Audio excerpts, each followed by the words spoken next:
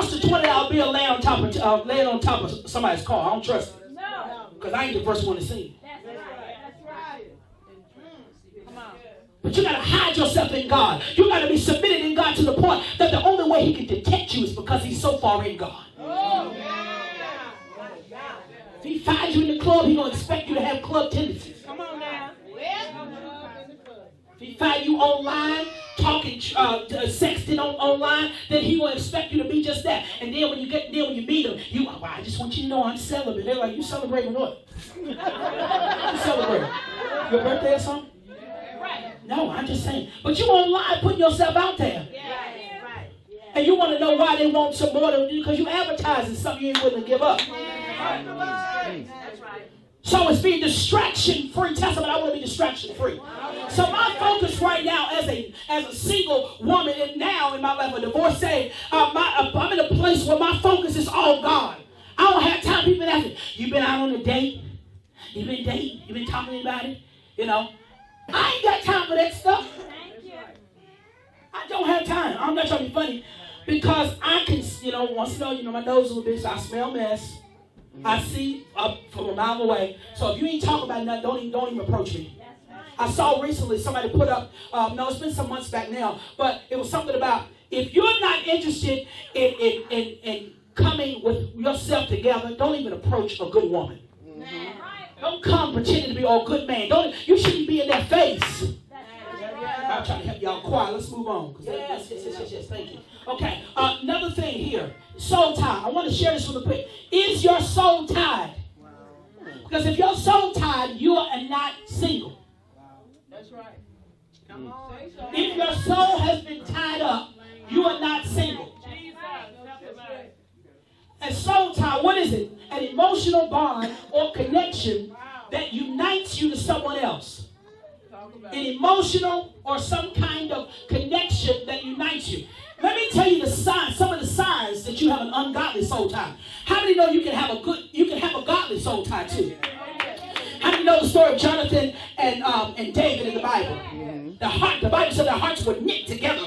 There was a soul tie, but it was a good soul tie. But we also have ungodly soul ties. How you know you got an ungodly soul tie? Number one, frequent or excessive thoughts about an individual. Yes.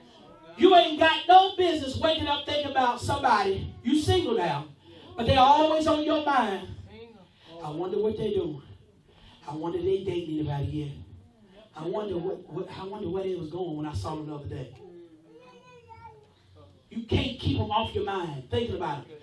Oh my goodness. Reminiscing and desire. Some of y'all reminisce too much. Wow. Did nobody do me like Johnny did. Woo, God, I wish I could find me another Johnny. I messed that up. So you reminiscing about what Johnny did and desiring these moments, and then you got yourself all hyped up, making excuses for improper behavior. This is how you know you got an ungodly soul tie. Now, if she doesn't cuss you out 4 times this week, she done slit your tires. Every 6 months she slit your tires. I don't mean no harm. Ain't nothing godly about that. I'm not saying they don't have potential. I'm telling you they need to get themselves together. That's a soul tie. Being tormented. Some of us are tormented by our past hurts. That's how you know you got an ungodly soul tie. That was 3 relationships ago. You still hurt from it. You are still tied to this person. All right? Not only that, but if you look at the scripture, I believe in John 4, it talks about the woman that came to the well. All right? How many know she was soul tied? She was tied up. All right? And so much so that when Jesus asked her about her husband, she said, no, you got that wrong. He said, no. How many husbands did he say she had? 5, but he said, the one you with, not yours. It's not yours. What does that mean? Do you know that when you have sexual relationship with someone, that you marry them in the spirit? Did you know that?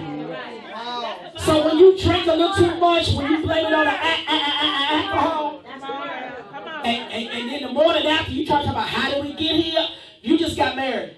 So we look at movies like Hangover, we be laughing because they come and wake up tattooed. But that's just an outward appearance of what they really did. But we're doing the same thing every time we lay down with somebody that's not our spouse. We marry them. How many single folk we got now?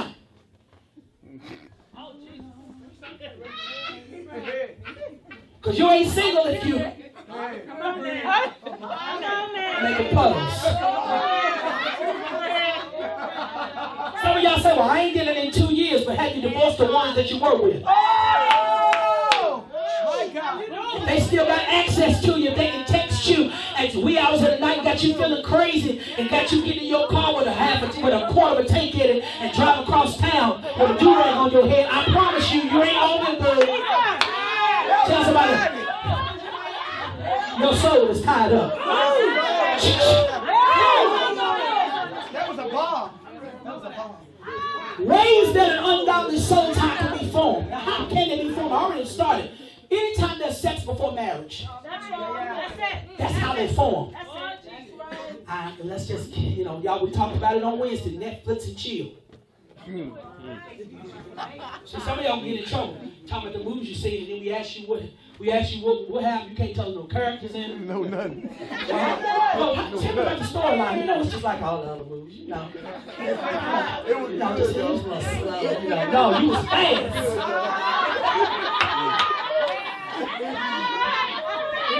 The storyline was a little slow, No, you was a little fast, so you missed the storyline.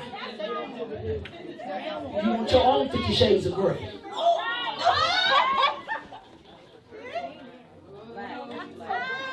Another ungodly soul tie is adulterous affairs. Let me help you. That's some good-looking married men, but you better not mess with them. Don't mess with them. Tell somebody something. Don't go there. It's some. I know the men say there's some hot married women out here. You want to know? You know when people approach you when you're not available. That's so true. When you're not available, that's when they want to reach out. As soon as you get single, the phone be dry as a hair does. Ain't nobody reaching out. You ain't got no inboxes, no direct messages. Ain't nobody following your little Snapchat story. Nobody. No feelings on Snapchat or Instagram. Don't do it. Tell them, don't do it. Don't do it. Don't care how good they look. Don't do it. Don't do it. It ain't worth it. Because see, guess what happens? Do you know that when you lay down with a person, okay, men are givers, right? Yeah. Women are receivers. I'm not going to get into same-sex relationships because when there's two people and all you can do is receive. That's perversion. Yeah. Ain't nothing wrong with that. You got two, all they can do is give. Okay, number 3, obsessive entanglement. We're talking about ways that ungodly soul ties form. Obsessive entanglement with a person, giving them more authority than God. You got to be careful, even how you let people in your life. In other words, every time something happens in your life, you got to call this person first before you even talk to God. I don't mean no harm. That's ungodly. I ain't talking about, mom and dad. I'm not talking about you reaching out to your parents. But even then, you got to be careful that you're not putting your parents before God. Yeah. Hopefully your parents have trained you up in a way that makes you seek Him first and not them. So obsessive, I got to reach out to, I got to check my horoscope. And my horoscope says I'm going to have a bad day.